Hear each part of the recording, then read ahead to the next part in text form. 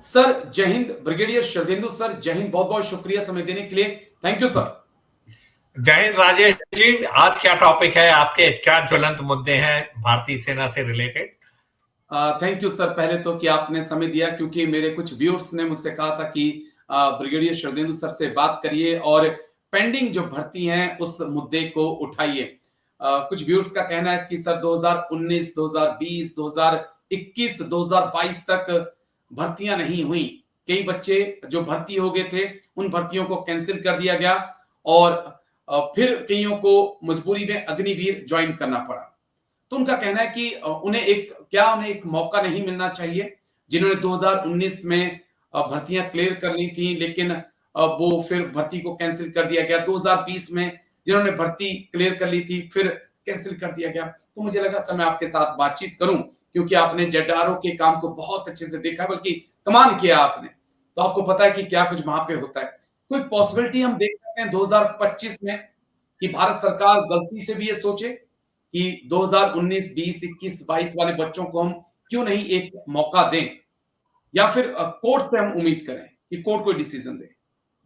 देखिए राजेश जी, आपने जो मुद्दा उठाया ये बहुत ही सेंसिटिव मुद्दा है। इसमें कोई दो राय नहीं कि जब कोरोना काल में भर्तियां पूरी तरीके से बंद कर दी गई थी, तो उसमें जो लोग कैंडिडेट थे फौज में भर्ती होने के लिए, उनके भविष्य का क्या हुआ? उसमें कुछ लोग ओवर एज हो गए, कुछ लोग तैयारी किए, लेकिन जब भर्ती सब सारी कैंसिल हो गई तो उनकी आशाओं पे पानी फिरा। बहुत बड़ा सेटबैक था और कोरोना काल में पूरा देश बल्कि पूरा विश्व को तमाम तरीके के सफरिंग का सामना करना पड़ा।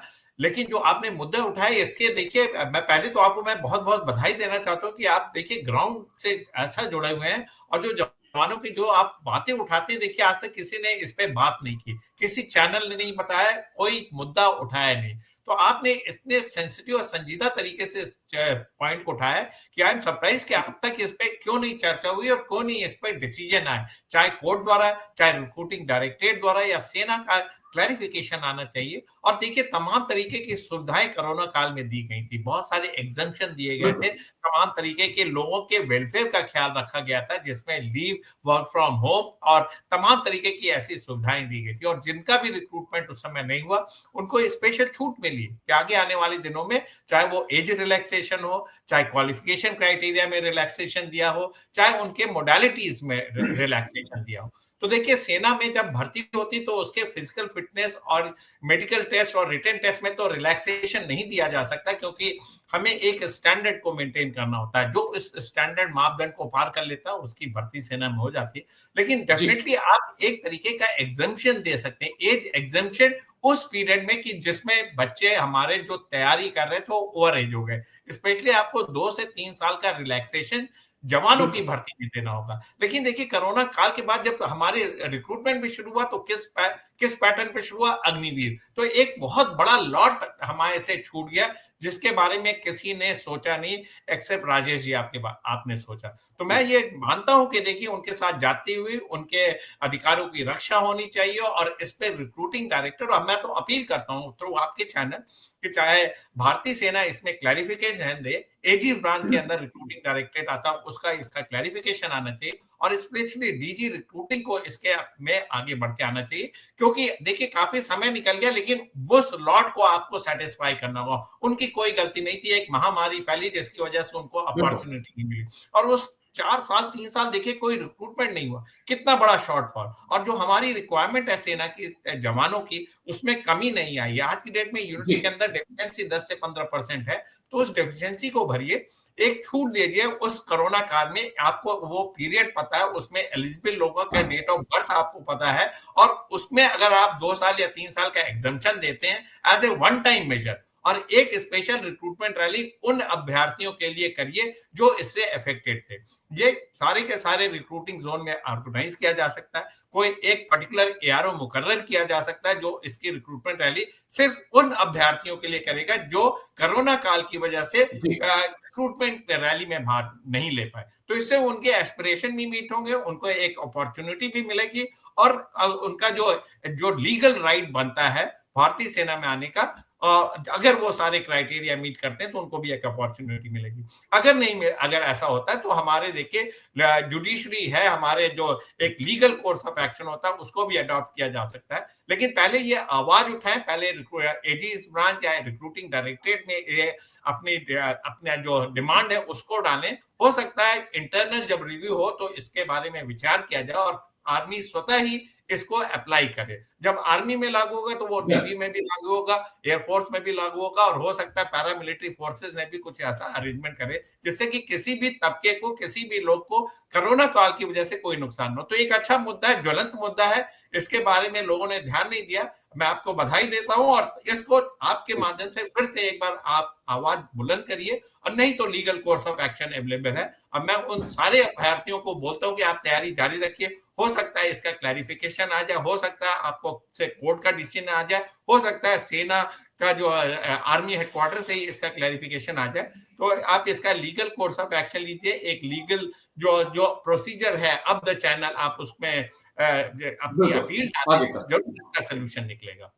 जी, एक सवाल और, क्योंकि क्या फ्यूचर अभी मैं अगर आपसे देखूं ब्रिगेडियर शरदेंदु सर, आप देख रहे हैं, क्योंकि जैसलमेर में जो कमांडर कॉन्फ्रेंस होनी थी उस वक्त बड़ा हल्ला चला, मेन स्ट्रीम मीडिया में भी बहुत सारी खबरें आई कि अग्निवीरों को लेकर कमांडर कॉन्फ्रेंस में बड़ा फैसला हो सकता है, ये हो सकता है, वो हो सकता है।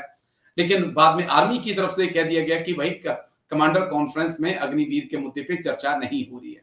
तो हम क्या फ्यूचर देख रहे हैं, क्योंकि अगले जुलाई 2026 में शायद पहला बैच जो है वो आउट आ जाएगा सर, पहला बैच बाहर आ जाएगा। वक्त बहुत कम बचा है, ज्यादा से ज्यादा 7 से 8 महीने बचे हैं, और कोई पॉसिबिलिटी देख रहे हैं?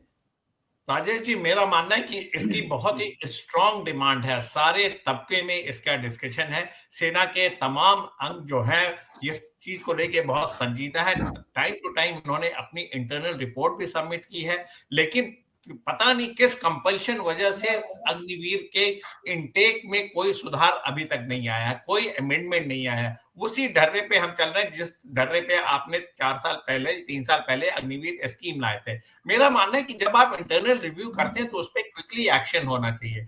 क्विकली आप अपना डिसीजन को अमेंड करिए, क्योंकि इससे डिससेटिस्फैक्शन बढ़ सकता है। और मेरा मानना है कि आज की डेट में जिस तरीके से मैन बिहाइंड द वेपन की रिक्वायरमेंट है, आप तमाम तरीके की ट्रेनिंग एक्सरसाइजेज आपने देखा होगा, कहीं रन ऑफ कच्छ में चल रहा है, कोई महाजन में चल रहा है, कोई देहरादून के पास चल रहा है, तमाम जगह पे हर जगह मैन पावर इंटेंसिव है। और तमाम तरीके के जनरल का भी स्टेटमेंट है कि आप तमाम डिफरेंट मल्टी डोमेन में आप लड़ाई लड़ेंगे, लेकिन लड़ाई का जीत हार डिसाइड करेगा किसने किसकी कितनी ज्यादा जमीन पे कब्जा कर रखा है। हिंदुस्तान और पाकिस्तान, और हिंदुस्तान और चाइना, और हिंदुस्तान या किसी भी एशियन कंट्री में अगर युद्ध होता है तो इस तरीके की चीजों पे ही डिसाइड होगा कौन विक्टोरियस है और किसने बैटल को हारा। नहीं तो डिबेट चलती रहेगी। ऑपरेशन सिंदूर में पाकिस्तान बोलेगा वो जीता, हिंदुस्तान बोलेगा मैंने आपके इतने हवाई जहाज, इतने एयरफील्ड, इतने टेररिस्ट इलाकों को तोड़ दिया। तो इसका एंडलेस डिबेट है। लेकिन जब आप धरती ऑक्युपाई करते हैं, जब आप 71 में ईस्ट पाकिस्तान को बांग्लादेश में बदल देते हैं, जब आप जेएनके में इतना बड़ा एरिया तुर्तुक का कैप्चर कर लेते हैं जो आपका हिंदुस्तान का अभिन्न अंग बन जाता है, तो उससे जीत और हार डिसाइड होती है। उसके लिए आपको चाहिए man power, boots on ground. और बूट्स ऑन ग्राउंड में आप देना चाहते हैं, और आपको वो मोटिवेशन लेवल मेंटेन करना पड़ेगा, उस तरीके की ट्रेनिंग देनी पड़ेगी। लिहाजा मेरा मानना है कि इट इज हाई टाइम कि वी मस्ट रिव्यू अग्निवीर, और इनको सभी को कम से कम 80% लोगों को परमानेंट करें। 80% आपका इंटेक का जो क्राइटेरिया वो बहुत स्ट्रिंजेंट है, बहुत टफ तरीके से जवान भाग के, दौड़ के, मेडिकल पास करके, रिटर्न पास करके मेरिट में आता, तब वो जाके जवान बनता है। फिर यूनिट के अंदर उसकी रिग्रेस ट्रेनिंग। आप इतने फर्स्ट क्लास मैन पावर को, वेल ट्रेन मैन पावर को कैसे छोड़ सकते हैं बाहर? तो ये तमाम चीजों पे मुद्दा देखें, और तमाम आर्मी कमांडर कॉन्फ्रेंस में इस मुद्दे को उठाया जाना चाहिए, एक डिसीजन लिया जाना चाहिए और इसको रोल बैक करना चाहिए।